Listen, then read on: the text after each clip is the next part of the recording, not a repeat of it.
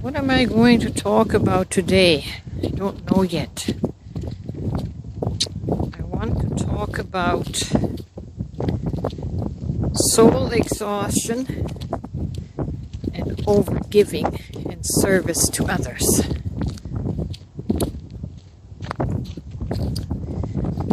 You know, the phrase service to others is something that is overemphasized in religion and in the spiritual community in a very unbalanced way.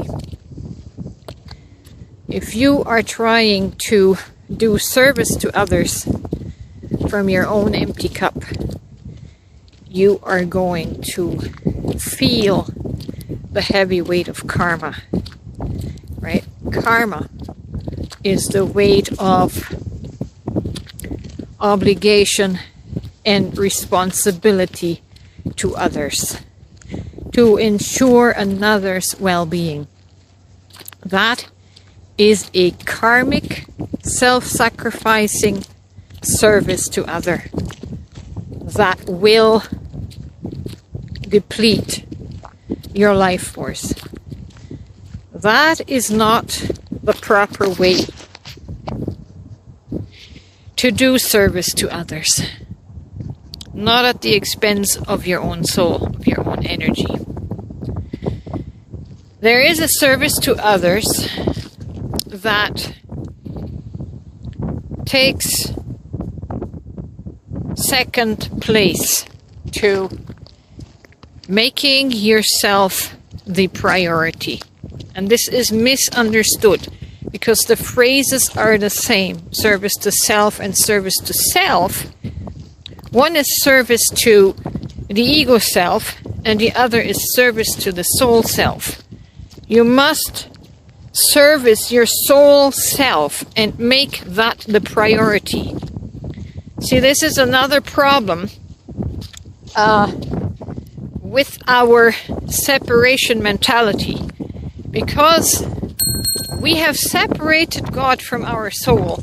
We are now in service to God at the depletion and detriment of our soul. Our soul has to give its life force to God in service. Whereas when you have the epiphany that your soul, the breath of God, is God. Not God as another to serve, but God for you to serve your soul. You must first serve your soul as you serve God.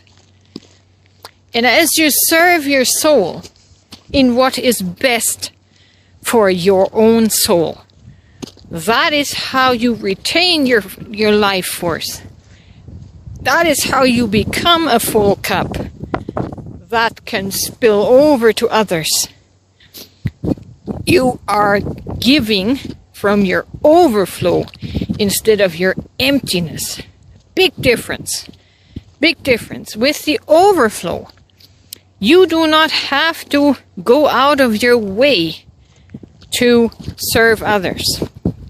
Your overflow happens while you yourself are in peace, while you yourself are in a resting state, like a well of living water. These waters overflow, and the people around you can drink from that overflow without sending you to the well to haul buckets of water in for them.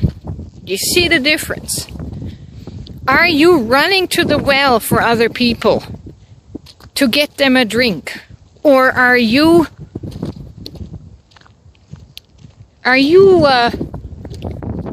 offering drink from your overflow? From the overflow of your living well inside, right? So, you can be in service to others by running to the well for them. The parable of the woman at the well and Jesus, that ties into this, if you take it in that context. She was running to the well to water, you know, her village people. But she was serving from an empty place, exhausting herself with heavy labor. Jesus said, tap into the living waters within you and you'll never be thirsty again. You'll never have to run to the well again. Not for yourself and not for others. Because others can be drinking from your overflow.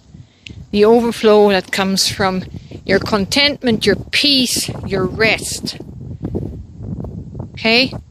So, if your soul is exhausted, it's because you're trying to give water from an empty source, an empty cup.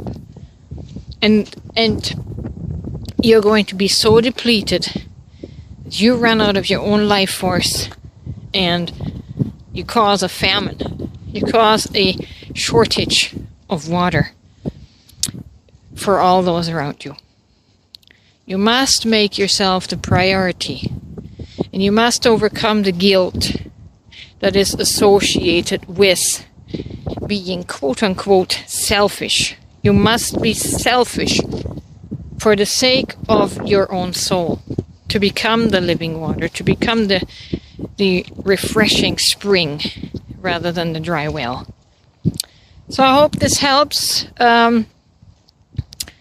You have to push through some programming, through the programming of the weight of the world is your responsibility. No, it is not.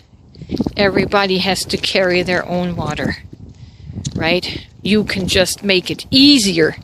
If you are in a state of rest of soul and you are overflowing, it makes it easier for others to fill their cups from that.